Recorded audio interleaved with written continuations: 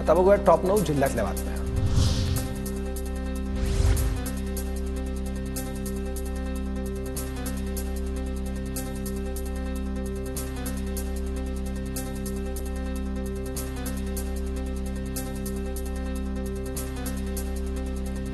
संतोष देशमुख हत्येप्रकरणी सरपंच संघटना आक्रमक। सोलापुरात पंचायत राज विकास मंच, अखिल भारतीय सरपंच परिषदेकडून 9 जानेवारीला काम बंद आंदोलनाचा इशारा।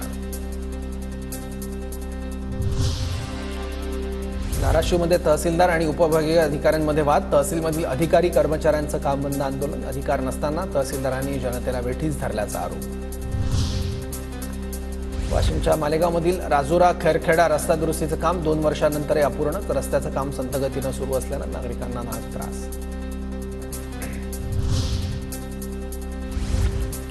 सोयाबीन खरेदीच्या नोंदणी 6 तारखेपर्यंत मुदतवाढ, शेतकऱ्यांना दिलासा। छत्रपती संभाजीनगर जिल्ह्यात आज पावसाची शक्यता, हवामान विभागाचा अंदाज।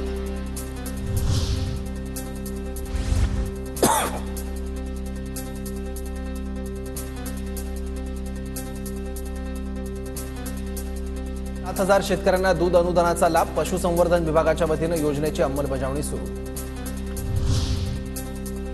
नाशिकच्या इगतपुरीत विहिरीत पडलेल्या सांबाराची प्राणीमित्रांकडून बचाव।